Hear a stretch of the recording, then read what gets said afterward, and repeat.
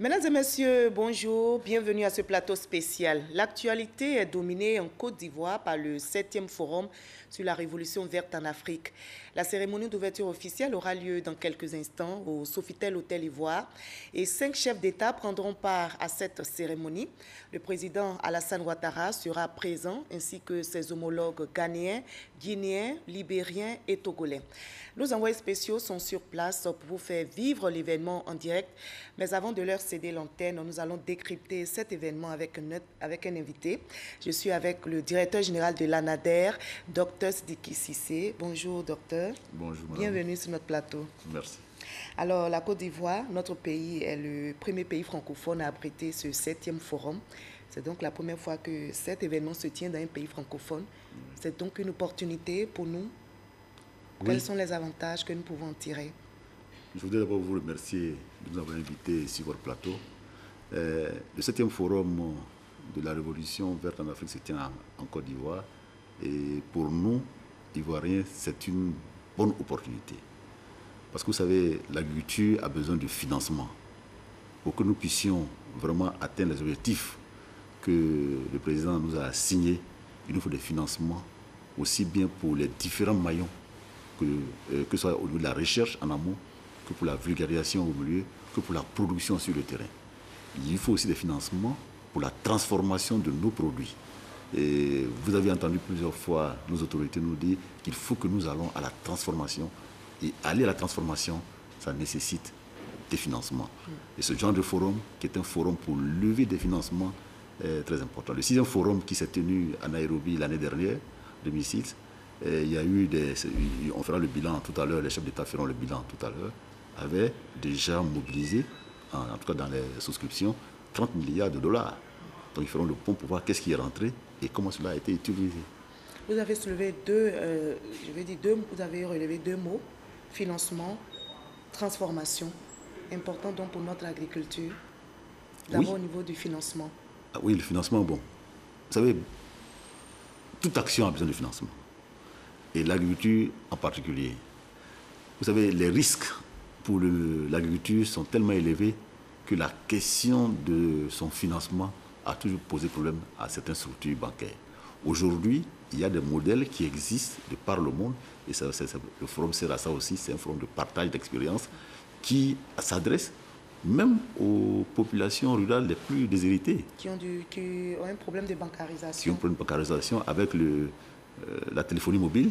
Aujourd'hui, il y a des modèles de transfert de monnaie, de financement qui vont jusqu'au niveau des couches les plus profondes de nos sociétés. Donc, c'est des expériences qui sont à partager. Mais comme vous le savez, pour disposer de tous les équipements pour mettre en place ce genre de financement, il faut le trouver. Et l'industrialisation aujourd'hui, qui était un véritable problème. Oui, ça c'est un véritable problème. C'est le stade supérieur.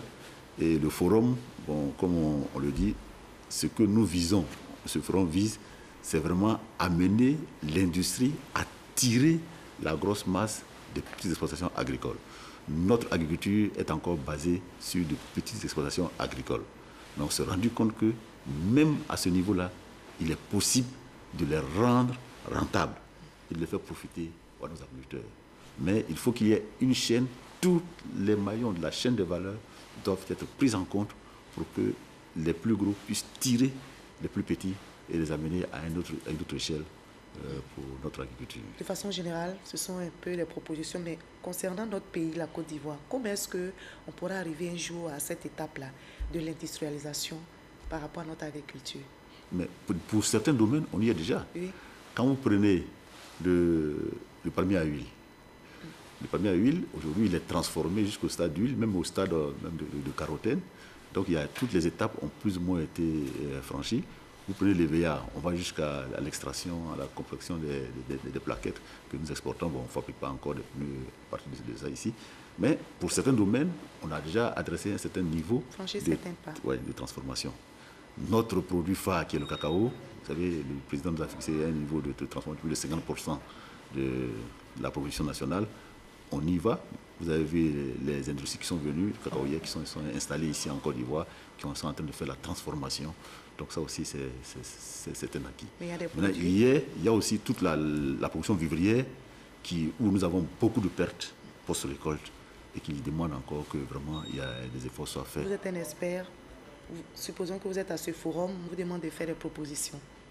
Non, les propositions que nous ferons, c'est d'abord, la formation des acteurs. Les relations de partenariat entre les différents acteurs de la chaîne de valeur. Il y a les financements qu'il faut trouver et les modalités de régir le milieu.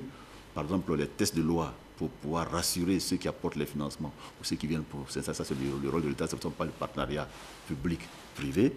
La partie publique joue son rôle de régulation, la partie privée apporte ses financements, mais ils sont sûrs que quelque part, ils vont pouvoir récupérer, et même aussi, pourquoi pas, se faire des bénéfices et permettre aussi à la population locale de pouvoir se développer pour arriver à ce stade de transformation.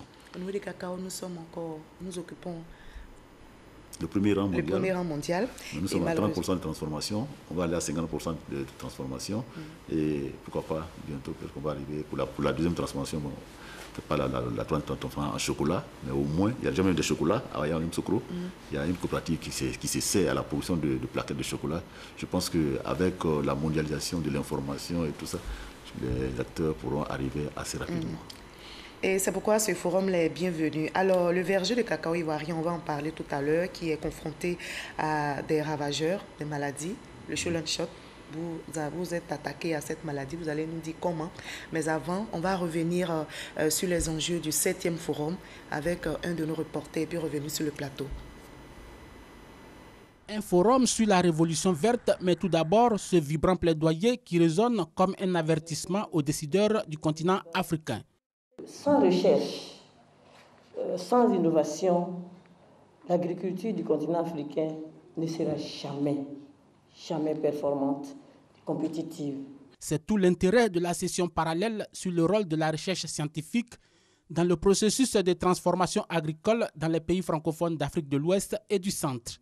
Une session à laquelle prennent activement part les instituts de recherche et les représentants des pays amis. Il s'agit ici de convaincre le secteur de l'agriculture de mettre à contribution les avancées de la science et de l'innovation pour améliorer la qualité et accroître la productivité dans un contexte de grands changements climatiques. Le Conseil ouest et centrafricain pour la recherche et le développement agricole CORAF est le bras technique pour les questions de recherche pour ces deux régions. À la mesure de ses responsabilités, cet organe a déjà mis en place un dispositif intégré de collaboration et de mutualisation à travers le programme de productivité agricole en Afrique de l'Ouest, un programme régional pour une croissance partagée. De ce fait, il repose sur l'amélioration du système de recherche agricole, la dissémination et le transfert transfrontalier du savoir-faire et des technologies.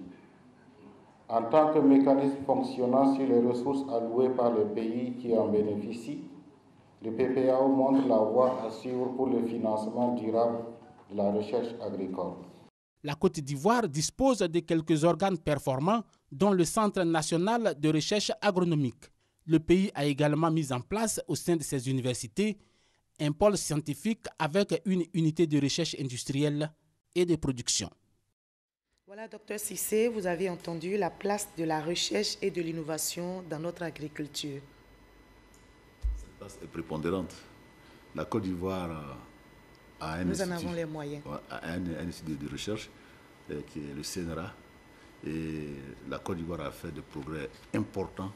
Si je prends le cas de nos productions phares, que ce soit le cacao, que ce soit l'EVA, que ce soit le palmier à huile, et la Côte d'Ivoire est en avant et a fait des progrès. Je ne dis pas qu'on est en avance puisqu'il existe ailleurs d'autres éléments de performance. Mais si on compare il y a quelques années, vraiment je dis que notre recherche agronomique elle est performante.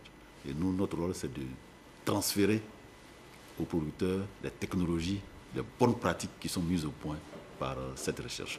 Et aujourd'hui, où en est-on? Bon, je ne dis pas que nous sommes, j'allais dire, à la fin du parcours, puisque en termes de recherche agronomique, il y a toujours un pas en avant à faire, et avec les besoins qui se multiplient et qui se diversifient. Avec les moyens aussi à mobiliser. À mobiliser, il y a toujours quelque chose à faire. Mais en termes de de recherche agronomique, de recherche variétale, on a mis au point par exemple le cacao Mercedes, qui aujourd'hui, de 300 kg où on était aujourd'hui en station, on peut atteindre pratiquement 2 tonnes, 2 tonnes 5, 3 tonnes même pour certains cas. Et sur le terrain, on a les plantations clonales donnent jusqu'à 1 tonne et demie. Je pense que ça, c'est vraiment un bon record pour nous. Pour le palmier encore, c'est la même chose, les VA. Et l'anacarde aujourd'hui, le programme de recherche sur l'anacarde qui était une plante de couverture pour lutter contre les feux de brousse, aujourd'hui est devenue une plante de rente, une culture de rente. Et nous sommes à partir de 200 000 tonnes à 700 000 tonnes pour l'anacarde. C'est-à-dire un peu tout le progrès qui a été fait en termes de recherche, des techniques à mettre au point, de maîtrise des ravageurs, comme vous avez parlé. Justement, concernant le Schulenschut, cette maladie contre laquelle vous luttez, alors dites-nous comment est-ce que vous en êtes où aujourd'hui et puis qu'est-ce qui fait que depuis toutes ces années, vous n'arrivez pas encore à comment on appelle, détruire cette maladie définitivement? Bon, c'est tout le problème. Il est difficile de dire qu'on va détruire totalement la maladie sur le terrain. Mais on essaie de vivre avec elle pour qu'elle fasse le moins de dégâts. Le Schulenschut est apparu ici dans les années 30. En ce temps, l'administration coloniale avait pris des mesures draconiennes. Et on avait, parce que comme il n'y a pas de remède, il faut arracher.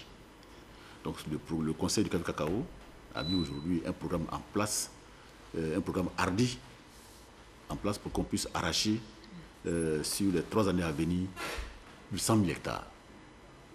Donc on va arracher 33 000 hectares de plantation par an. Il n'y a pas d'autre solution. Il faut arracher, brûler pour pouvoir freiner la maladie. L'ambition du Conseil de l'État, c'est que vraiment on puisse freiner cette maladie. Mais pas la détruire définitivement. Je ne dis pas qu'il n'y a rien d'impossible, mais je dis comme c'est une maladie virale qui est transportée par un vecteur qui peut rester dans la nature à l'état endormi. Donc je n'ose pas m'aventurer pour dire qu'on va la réduire. Mais on va la mettre à un niveau où elle n'est pas du tout nocive pour notre cacaoculture. Quelle sensibilisation auprès donc des paysans? Mais nous, non seulement vous menez au niveau de l'ANADER? Nos agents sur le terrain contribuent à la sensibilisation, même au lieu des autorités, les médias sont mis à contribution pour porter l'information à chaque fois que nous avons des réunions avec les populations dans les villages, que ce soit dans la région. Nous portons l'information aux populations, nous leur indiquons tout le programme qui a été mis en place par l'État pour que vraiment, ensemble, on puisse freiner. Il y avait de la réticence. Vous savez, nos populations, les plantations qui sont encore héritées des parents, souvent il y a des difficultés pour pouvoir accéder à l'arrachage. Mais aujourd'hui, eux-mêmes, ils ont vu les dégâts et je pense que la population est assez sensibilisée pour que vraiment on aille à l'échelle au niveau de... Ce sont les populations rurales. Oui. Alors comment vous procédez pour faire passer le message? Nous avons des techniques d'animation. La plupart du temps ne sont pas instruites. Comment vous faites? Non, elles ne sont pas instruites, d'accord. Il y a une difficulté? Mais non, pas particulièrement. Mais vous savez, quelqu'un qui a ses revenus à partir d'une culture, si vous arrachez, elle perd. Il faut lui expliquer que c'est vrai, on arrache, mais il y a des mesures d'accompagnement que l'État aussi a mis en place pour lui permettre de gagner une partie de ses revenus. Il faut lui dire aussi que quand on arrache, on lui donne d'autres cultivars qui produisent plus. Au lieu d'attendre 4-5 ans pour que ça commence à produire, après 2-3 ans, ça commence à produire. Au lieu de produire 300 kg, il va produire 700 kg, 1 tonne. Donc, il gagne. Si à l'échelle du temps, il gagne de l'argent. Donc, vous lui montrez les retombées. On lui montre les retombées et on lui explique qu'une fois arraché, les cultivars qui sont tolérants à la maladie et qui sont plantés dans cette opération, ceux-là résistent plus ou moins à la maladie et il gagne de l'argent. Au bout du compte, c'est à son profit que l'opération qui est menée est mise en route. C'est que le fait de voir ces plantations détruites, dans un premier temps, ça fait mal au cœur, d'accord, mais à la longue, le pays gagne et lui-même aussi, il gagne. Et les experts à ce forum parlent aussi d'intrants. Nous allons regarder ce reportage de Noël Nyagno et revenir sur le plateau pour en discuter. Le forum sur la révolution verte en Afrique, le Labour, a commencé. Cette firme spécialisée dans la fabrication des intrants réfléchissent sur comment améliorer l'utilisation des engrais par les agriculteurs africains. Parce que le gap par rapport au reste du monde est énorme. Le marché Afrique subsaharienne représente environ 2% du marché mondial des engrais, avec un taux moyen à l'hectare de l'ordre de 12-13 kg, ce qui est à peu près 10% de la moyenne mondiale. C'est beaucoup trop faible pour avoir des rendements suffisants de façon à permettre aux pays d'Afrique subsaharienne d'être autosuffisants au niveau alimentaire. Le cas de la Côte d'Ivoire, seul le secteur des cultures de rente est concerné par l'utilisation des engrais. La Côte d'Ivoire, c'est une situation intermédiaire actuellement, un peu comme le Ghana, avec encore une consommation supérieure à la moyenne régionale, mais qui a besoin d'être augmentée. Actuellement, on considère qu'environ la moitié des engrais utilisés en Afrique subsaharienne vont vers les cultures de rente. Donc vers le cacao, le café, le palmier, le tabac. Et seulement une moitié va vers les cultures vivrières type maïs, manioc, riz, etc. Pour trouver les solutions idoines et aider ainsi à réduire sensiblement ce gap et rendre à l'agriculture africaine toutes ses lettres de noblesse, c'est-à-dire nourrir l'Afrique et l'éloigner définitivement du spectre de la faim. Éloigner l'Afrique du spectre de la faim. Oui. Et pour cela, il faut des intrants, mais de qualité. Oui. Les intrants, il faut voir les intrants à plusieurs niveaux.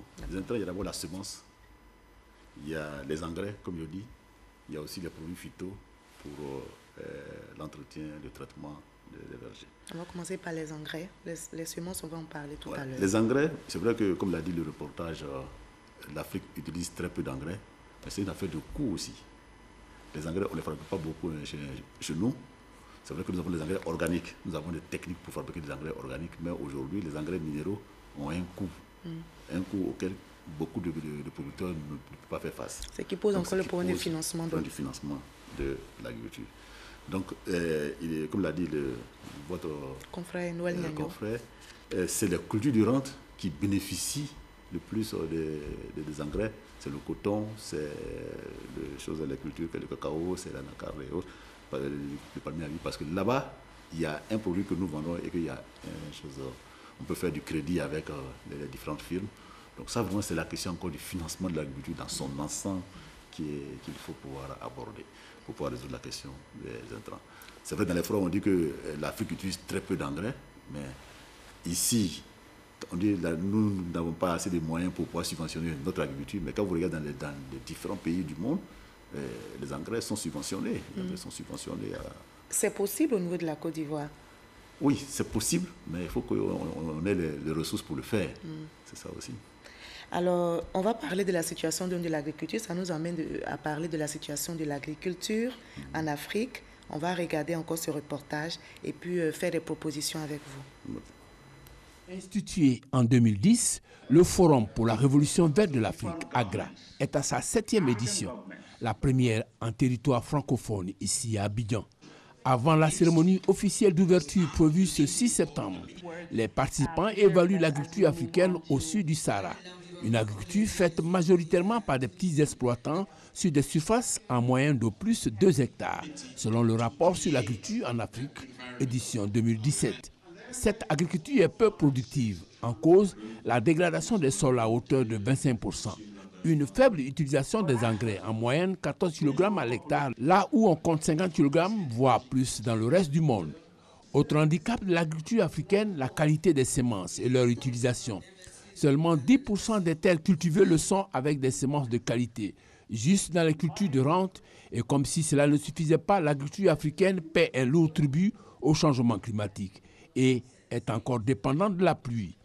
La pauvreté est plus présente en milieu rural. En Côte d'Ivoire, par exemple, 2 pauvres sur 3 sont issus du milieu rural. Il faut donc créer les conditions de la prospérité du secteur agricole. Donc, agir. Comment agir et avec quels moyens? Les experts défrichent depuis ce lundi le terrain. Ils vont certainement le baliser pour éviter la dispersion des moyens et donner aux politiques les arguments pour décider en toute connaissance de cause pour le bonheur de l'agriculture africaine. Et je rappelle, la cérémonie officielle d'ouverture de ce 7e forum a lieu dans quelques instants au Sofitel Hôtel Ivoire. Nous sommes toujours en compagnie de notre invité, Dr Cissé Sidiki. Alors, vous avez entendu parler de la faible utilisation, vous en parliez tantôt, des engrais. Et cela a un impact considérable sur notre agriculture. Oui. Et les conséquences, l'insécurité alimentaire, c'est trop grave de le dire. Bon, c'est pas trop grave de le dire, c'est la réalité. On utilise très peu d'engrais, mais nous développons, nous, dans la vulgarisation, d'autres techniques d'amendement des sols. Parce qu'aujourd'hui, comme vous le savez aussi, avec des questions de protection de l'environnement, les produits à base de pétrole sont de plus en plus décriés et on tend plus vers les engrais bio. Donc il y a tout ce pan-là qu'il faut développer. Mais comme les engrais bio sont encore hors de portée de nos agriculteurs, nous, pourquoi? À la vulgarisation, parce que ça coûte cher. Ça coûte cher. Ça coûte encore très cher. Et les engrais même coûtent en général très cher. C'est pour ça que je dis... Il faut qu'il y ait une politique justement de financement. Et c'est pour ça que ce genre de forum qui partage un certain nombre d'expériences qui ont été réussies dans les autres... Quels sont les pays, par exemple, qui ont pu réussir? En Asie, vous prenez tous les pays asiatiques, que ce soit Singapour, que ce soit le Vietnam... Vous savez comment ces pays l'ont procédé? Bon, il y a beaucoup d'expertise que nous partageons. Prenez le cas par exemple de la Malaisie, au niveau du palmier à huile. La Malaisie a mis en place toute une politique d'industrialisation où les financements ont été présents depuis la production jusqu'au niveau de la transformation et de la mise en marché, de la commercialisation et autres. Donc c'est des programmes. Donc ça demande que ces programmes-là puissent être financés à la bonne hauteur. Donc que les banques même finalement puissent faire confiance à nos paysans pour leur faire des crédits. Les banques, les assurances, parce que c'est tout ça qu'il faut que c'est tous les éléments de la chaîne de valeur. C'est pour ça que les gens parlent de plateformes, de chaînes de valeur. C'est tous les éléments de la chaîne de valeur, tous ceux qui peuvent contribuer à ce qu'on puisse avoir une agriculture qui soit rayonnante. C'est tout cela qui doit être pris en compte dans le développement de cette agriculture-là. Et c'est ce que le forum tente de faire en mettant chacun à sa place pour pouvoir donner l'importance qu'il doit pouvoir jouer dans son secteur d'activité. Et justement, en misant sur notre agriculture, on entend dire ça va nous permettre de nous développer, puisque ça nous met non seulement à l'abri de l'insécurité alimentaire, mais ça permet à notre économie de connaître un boom. Est-ce que vous pouvez nous en donner une explication bien détaillée pour qu'on puisse le comprendre? Quand vous prenez le cas du cacao, si vous regardez, nous, quand on était plus jeunes, les écoles qui étaient construites dans nos localités, c'est la coopérative qui construisait les écoles. Aujourd'hui, quand vous regardez avec le prix du cacao qui sont montés jusqu'à 1000 francs le kilo, quand vous regardez les investissements que nos parents font dans les villages, c'est sur la base de ce qu'ils ont pu gagner dans le cacao. Donc quand l'agriculture va bien, l'économie va bien. L'économie de la Côte d'Ivoire repose sur l'agriculture. Aujourd'hui, ça tient encore cet adage? Ça tient aujourd'hui, ça tiendra demain, encore pour longtemps. Maintenant, il y a des défis qui se présentent à nous qu'il va falloir affronter pour ne pas que ceux-ci pénalisent les efforts qui sont faits. Et c'est pour ça que le PNIA a été mis en œuvre, le premier PNIA et le deuxième PNIA, qui, lui, a essence de mobiliser les financements pour pouvoir financer les différents segments de notre agriculture. Et le PNIA 2 est en marche? Le PNIA 2 est en marche, il est en train d'être mis en route. Quand il sera finalisé, on portera les résolutions. Et on aura le temps de faire certainement. Le bilan a été fait au niveau du PNIA 1. Alors, vous parliez tantôt des semences. Il faut des semences de qualité pour notre agriculture. Notre reporter Noël Gnagno s'est penché sur la question. On va regarder son reportage. L'agriculture, au commencement, était la semence, la raison. Les semences, c'est la matière la plus importante au niveau de l'agriculture. C'est tout ce qui est utilisé pour ensemencer. Si vous n'avez pas de la semence, vous ne pouvez pas faire la plantation. D'abord, son existence, faire la plantation, et elle reprend 80% de toute l'activité elle-même. Ça fait 40%, comme on le dit, de la productivité. Le constat en Afrique, à peine 10% des terres emblavées le sont avec des semences de qualité, uniquement pour les cultures de rente, selon la FAO, Organisation des Nations Unies pour l'alimentation et l'agriculture. Autre donnée connue, le volume des besoins en semences, souligné ici par Dibo Bagna, président du réseau des organisations de producteurs de l'Afrique de l'Ouest. Nous avons besoin d'1 million ou voire 1,5 million de tonnes de semences, tout secteur confondu. Comme on le voit, Le fertilisant du développement de l'agriculture productive en Afrique est connu. Le volume à injecter aussi. Reste maintenant à mettre en place l'industrie sémencière pour réconcilier l'offre et la demande de semences de qualité pour une agriculture davantage performante. Avec elle, le développement de la chaîne des valeurs et les emplois du secteur. La recherche sous-emploi, les producteurs de semences sous-emploi, les agriculteurs multiplicateurs, c'est sous-emploi, le traitement de la semence, c'est sous-emploi, la conservation de la semence, c'est sous-emploi, le transport de la semence, c'est sous-emploi. Aussi bien pour les cultures vivrières que pour les cultures pérennes. Il faudrait que dans cette industrie semencière, le commencement, c'est par la recherche avec les collections. La collection vous permet d'avoir la matière première, les ressources génétiques qui sont dans ces espaces-là. Donc, financer d'abord la collection, les prospections, l'entretien et le travail d'amélioration. Quand nous avons créé la variété, cette variété n'est pas encore chez les entrepreneurs agricoles. Il faut maintenant produire la semence. Là également, cela demande l'apport d'un investissement, l'investissement dans la production de semences proprement dites, pour que la variété, les progrès génétiques réalisés par la recherche soient à la disposition des bénéficiaires que sont les entrepreneurs agricoles et les consommateurs à la fin de la chaîne. Au-delà de la création d'emplois directs et indirects, la semence de qualité résout le problème de la pression foncière. Où vous faites 250 kg à l'hectare, si avec des variétés améliorées comme sur le coton, vous faites 1 tonne et plus, vous aurez plus de revenus. L'État de Côte d'Ivoire aura plus de matières premières à exporter. Donc les recettes d'exportation de la Côte d'Ivoire seront améliorées. Pour ce qui est des productions vivrières, aujourd'hui nous avons des pépiniéristes de bananiers plantains qui peuvent produire à contre-saison. Donc là aussi, vous avez la sécurité alimentaire qui est assurée avec des semences améliorées. Enfin, avec les semences améliorées, vous passez par exemple de 250 kg à l'hectare à 1 tonne à l'hectare. Ça veut dire quoi? Au lieu d'avoir 4 hectares pour avoir 1 tonne, il vous faut 1 hectare pour faire 1 tonne. Vous gagnez 3 hectares. Ces 3 hectares peuvent vous servir à quoi? À faire de la diversification ou bien à gérer le patrimoine foncier. Donc, il y a la préservation de l'environnement qu'il y a derrière cela. Ces avantages comparatifs ont certainement motivé la création ici à Abidjan en 1998 du réseau des sémenciers africains par 40 pays. 16 ans après, en 2014, experts de la Banque africaine de développement, de la FAO, décideurs politiques ivoiriens ont revisité ce champ sémencier qui a suscité beaucoup d'espoir. Résultat, les semences mises en terre sur les bords de la lagune Blié n'ont pas prospéré. Pourquoi? En attendant d'apporter les réponses objectives à cette interrogation, il faut souhaiter que le Forum sur la Révolution verte soit une opportunité pour faire germer le plan de développement sémencier africain, une autre graine sélectionnée à Abidjan en 2014. Et nous avons sur ce plateau le directeur général de l'Agence nationale d'appui au développement rural, le DG de l'ANADER, Dr Cissé Sidiki. Vous avez entendu la question à la fin de ce reportage. Nous ne sommes pas au forum, mais vous pouvez nous donner la réponse. Oui, la réponse tient encore à ce que j'ai dit tout à l'heure, c'est le financement. Parce que, pour avoir des semences de qualité. Des semences de qualité, comme l'a dit le chercheur, toutes les étapes de la production de la semence, il vous l'a donné.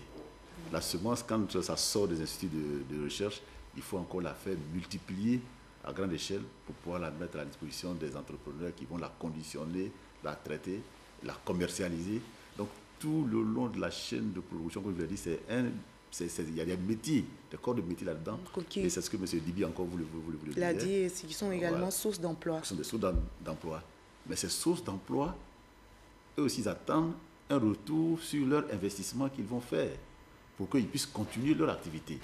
Mais quand cette source de choses, la commercialisation de ces produits-là ne suit pas, et que même quand ils produisent, ce n'est pas enlevé parce que le producteur à la base n'a pas les moyens pour pouvoir s'acheter des semences de bonne qualité et se contente du bon à semer, il y a une cassue. Du bon à semer, c'est des semences de mauvaise qualité. C'est parce qu'on n'a pas la semence de qualité qu'on prend ce qu'on dit, elle est bonne à semer. Parce que c'est cher, les semences de qualité. Ah, les semences coûtent cher. Les semences ont un prix. Et vous avez tout le circuit de production. Les semences ont un coût. Quand on me dit qu'une semence coûte cher, je relativise toujours. Si je paye une semence à 4 000 francs et que je gagne 16 000 francs, il vaut mieux prendre la semence à 4 000 francs et gagner 16 000 francs que de prendre du bon à semer et ne gagner que 6 000 francs. C'est ce que nous, on essaie de faire passer le message à nos, au niveau du terrain pour que les producteurs comprennent. Voilà. C'est une affaire d'investissement. Je vous interromps un peu. Voilà, nous sommes dans la salle Sofitel Hôtel Ivoire où va se tenir dans quelques instants seulement, dans quelques minutes, la cérémonie officielle. La cérémonie d'ouverture officielle du 7e Forum sur la Révolution verte en Afrique.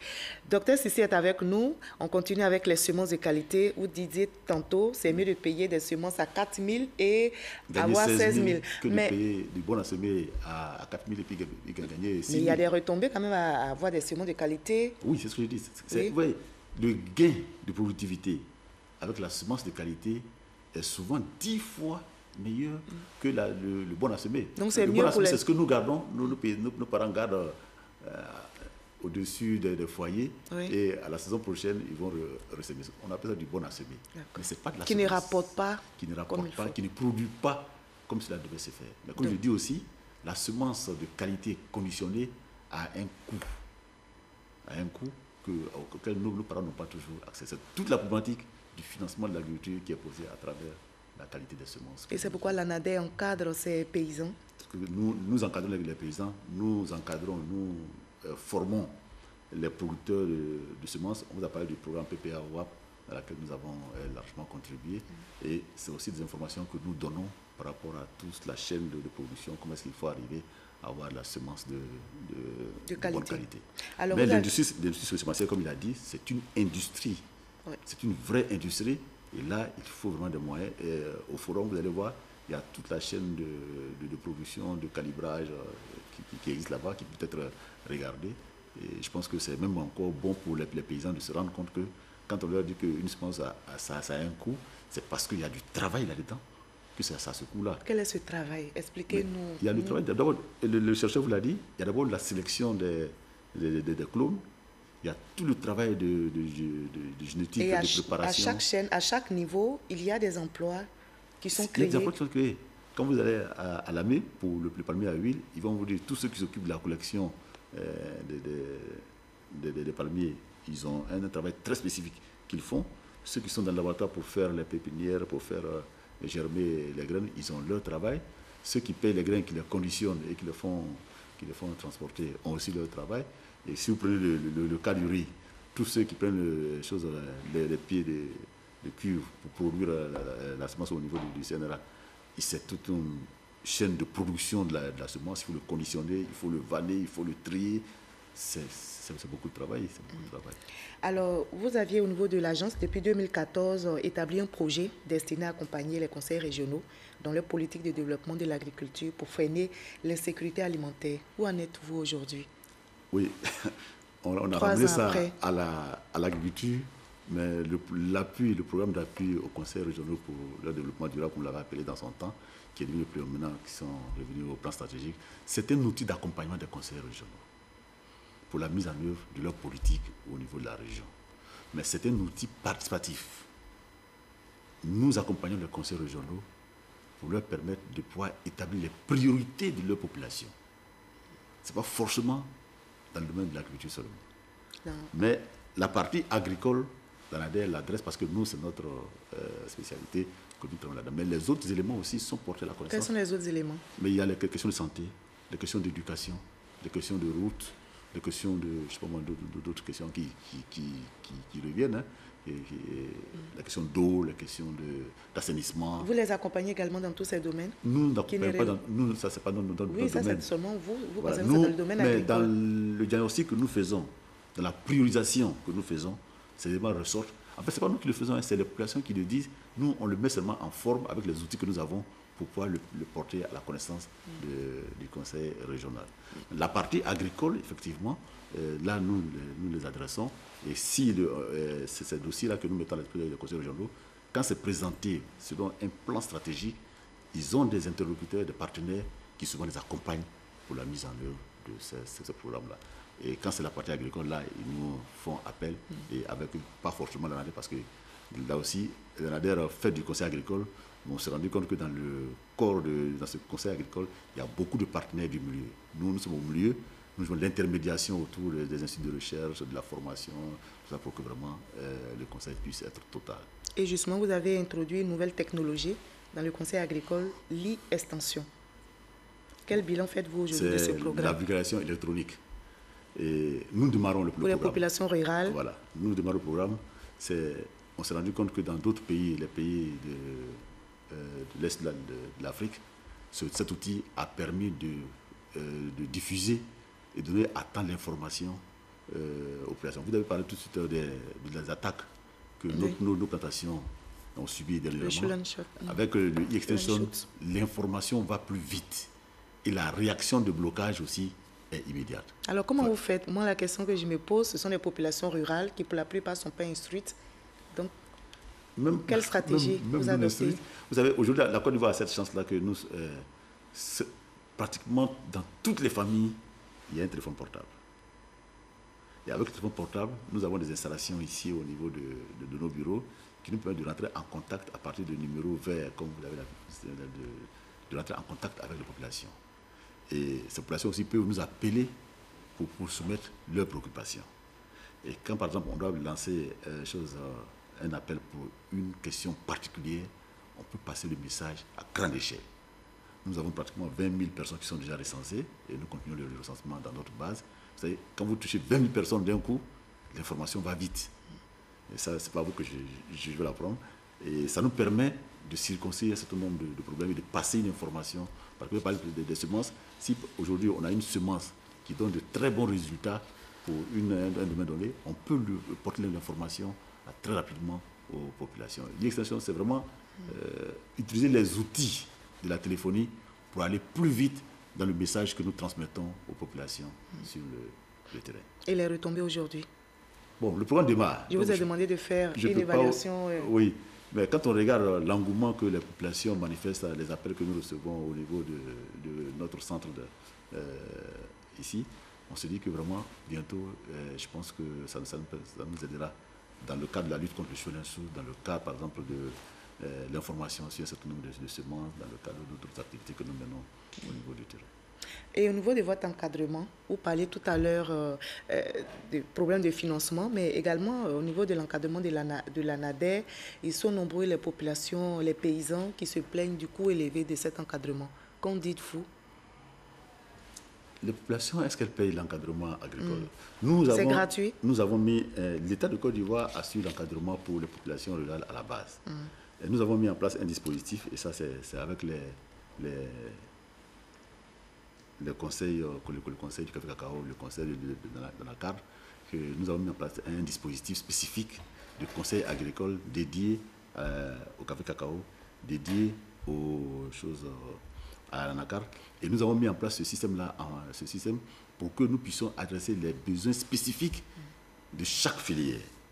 Aujourd'hui, 7 filières ont été identifiées, pour lesquelles nous avons déjà mis en place le schéma pour pouvoir approcher et donner le conseil. Parce que le conseil, il est payé par ces structures-là pour le compte des populations, c'est pas la population rurale.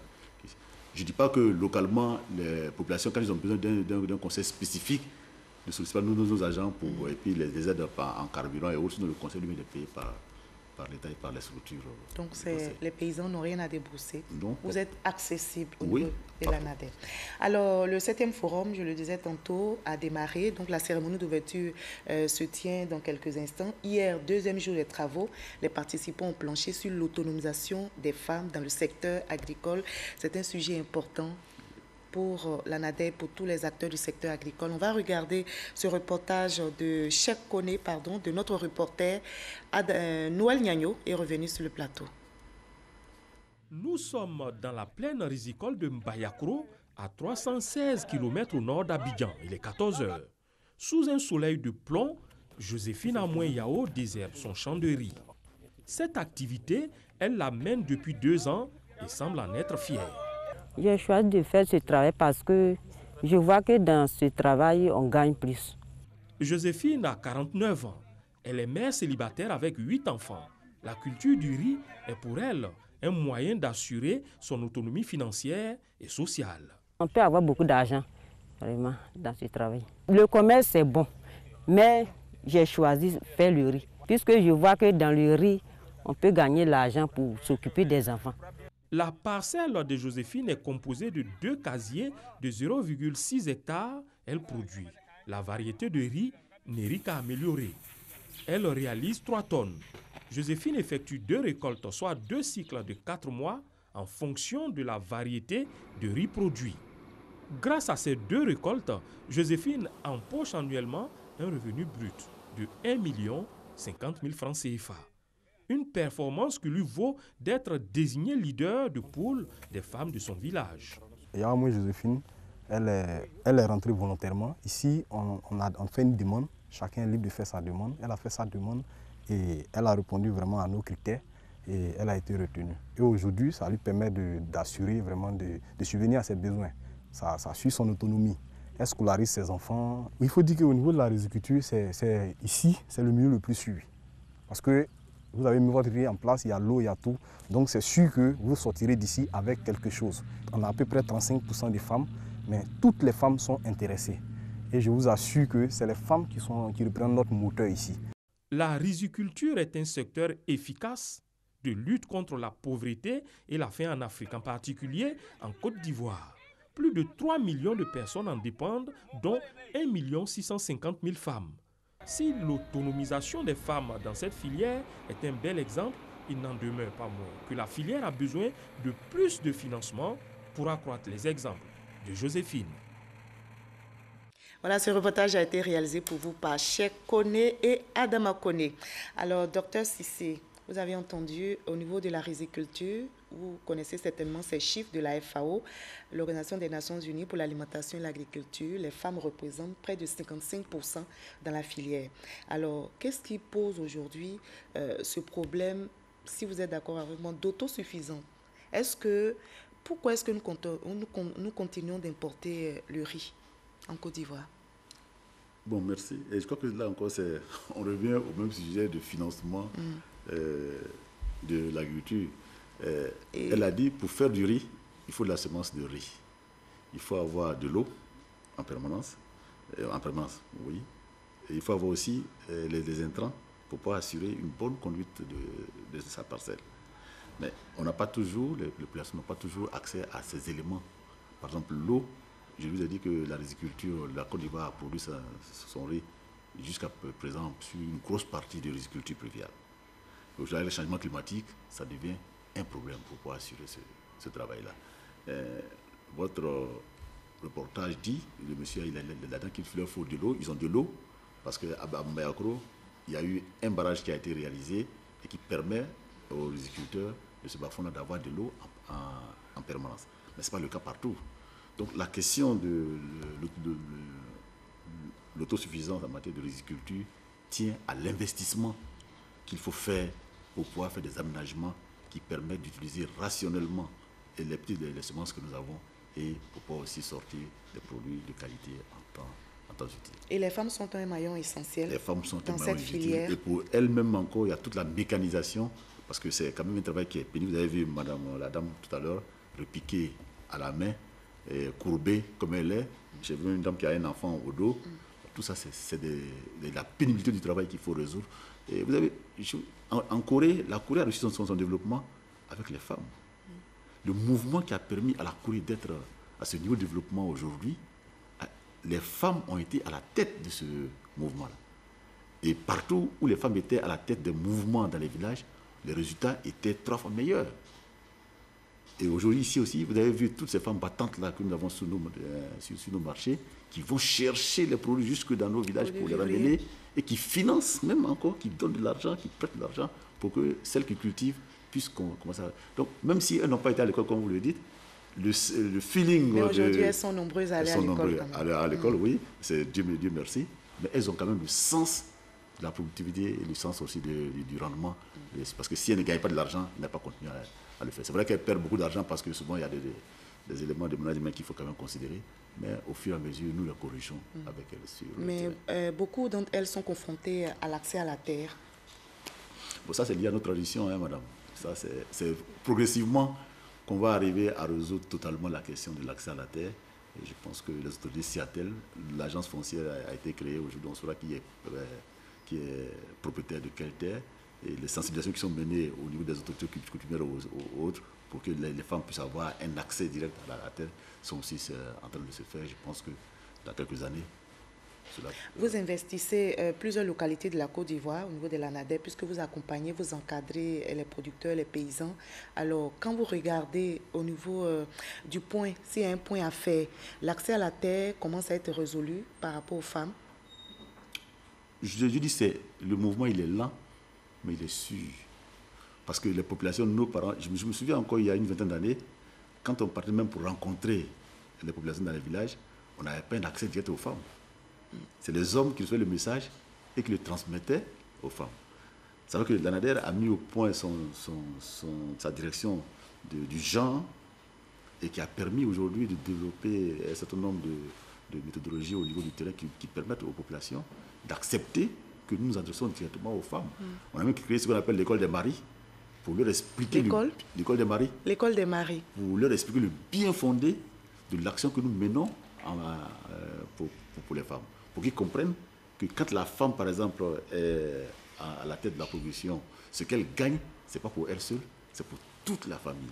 Et quand la femme gagne, c'est pour tout le monde, mais quand l'homme gagne, ce n'est pas toujours que ça revient à la famille.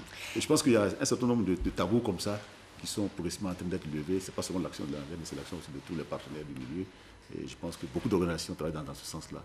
Et on a bon espoir que dans quelques années, ça va être un passé douloureux. Et si la révolution verte en Afrique était passée par les femmes, Mais je vais paraphraser ce qu'a dit monsieur le vice-président hier. Il a dit, si on pouvait investir dans ce gros potentiel que représentent les femmes, on est sûr que nous allons atteindre l'autosuffisance. Et justement, nous allons regarder ce reportage de notre confrère Mama Traoré. Son reportage est commenté par Abiba Dambélé Saoué. Si la révolution passait par les femmes. Et si la révolution verte en Afrique passait par les femmes?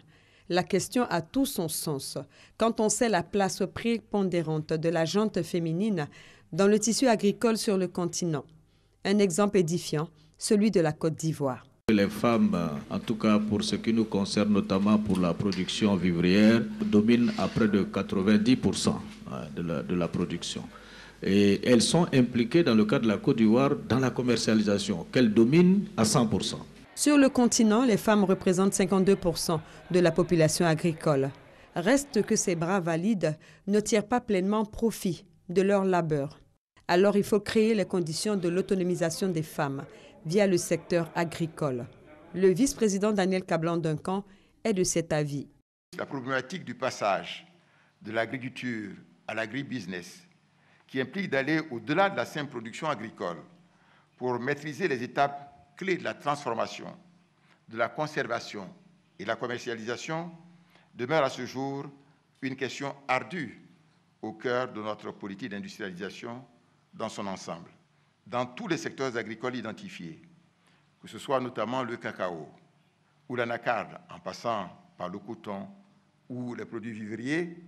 Les femmes peuvent certainement jouer un rôle très important en s'engageant individuellement ou collectivement, à petite ou grande échelle, dans des productions à valeur ajoutée, dans des niches qu'elles sont seules, souvent à même de découvrir et d'exploiter. L'autonomisation des femmes via l'agriculture, un dossier soumis aux experts présents au Forum sur la Révolution verte en Afrique pour observation.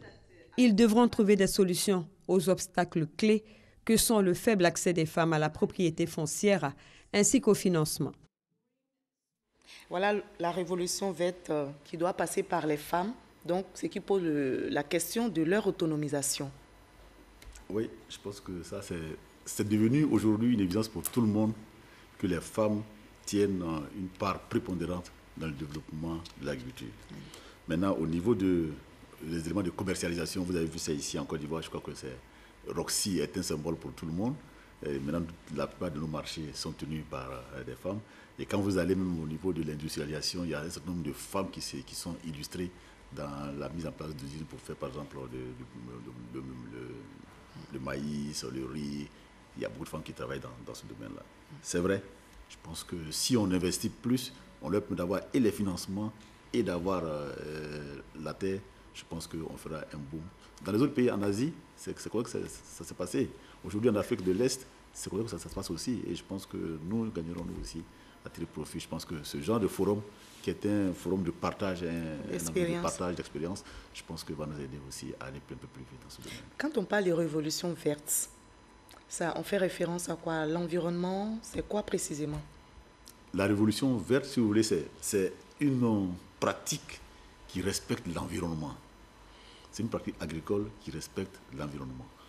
Je vous dis par exemple au niveau de la cacaoculture, quand on fait les champs de cacao aujourd'hui, on a dit la Côte d'Ivoire a détruit ses forêts pour faire promouvoir sa cacaoculture.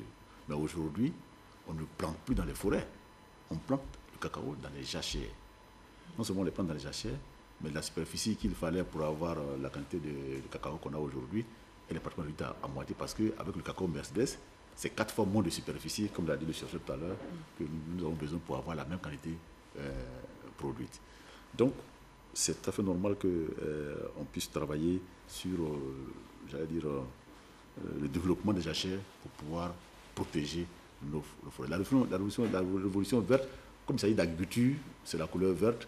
Bon, les gens, on appelle ça la révolution verte, mais c'est la révolution qui prend en compte non seulement tous les aspects de pratiques culturelles, mais toute la chaîne des valeurs qu'il y a en aval pour la conservation, la transformation, la commercialisation.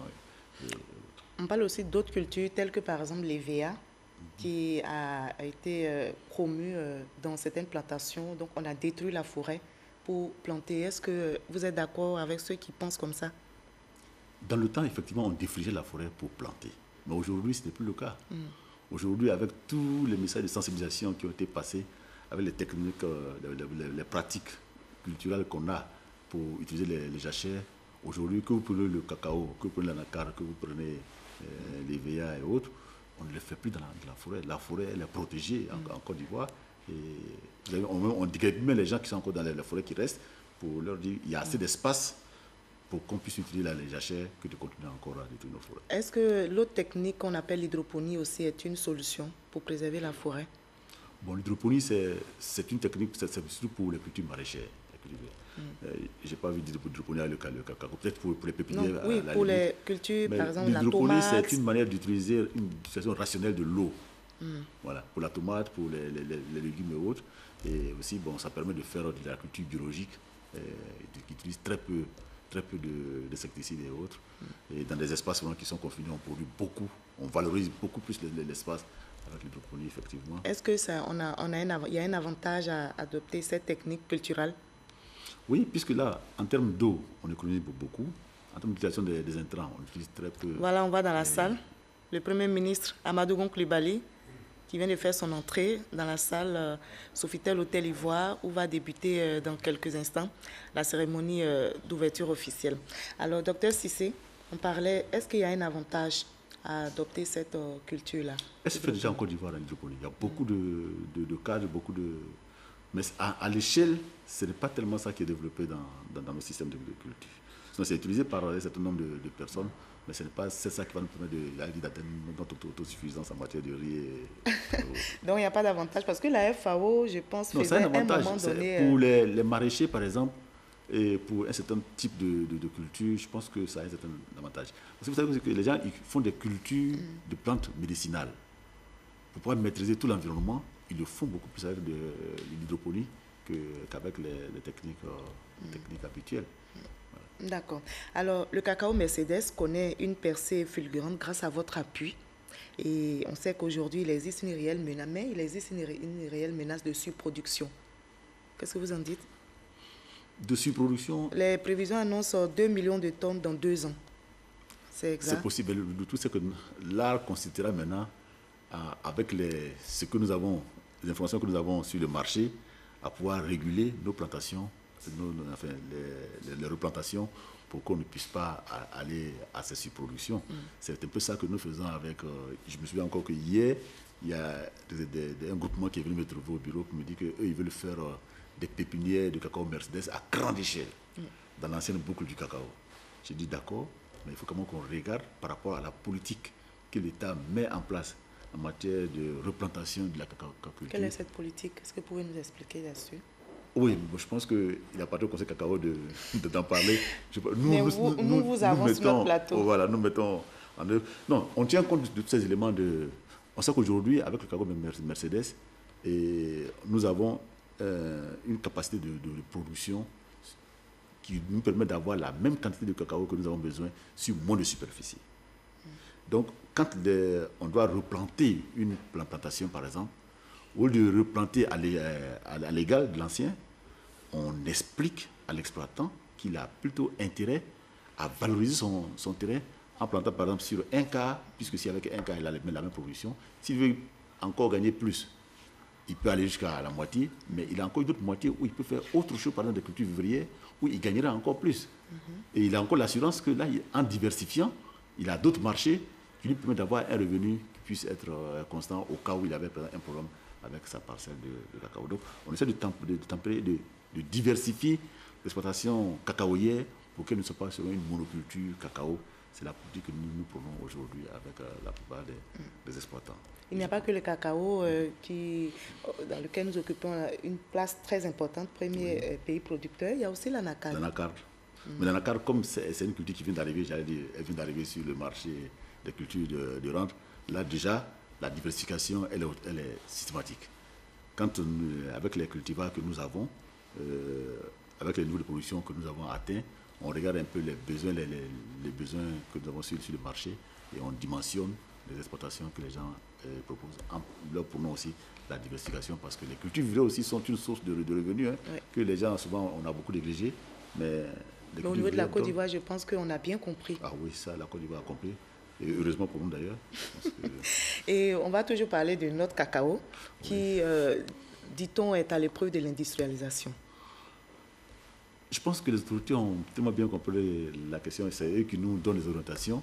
Le chef de l'État a dit qu'il faut que la Côte d'Ivoire transforme 50% de la production cacaoyère. Et je pense que quand vous regardez aujourd'hui tous les accords qui sont signés avec les firmes étrangères pour le cacao, bon, nous sommes sur la bonne voie. Et je le disais, il y a même les Ivoiriens, à Yamoussoukro, il y a une coopérative qui se sert à la fabrication de... Docteur Cissé, on aura le temps, on va aller à l'hôtel Sofitel, l'hôtel Ivoire, retrouver notre confrère Victorien Angoua qui suit pour nous la cérémonie d'ouverture.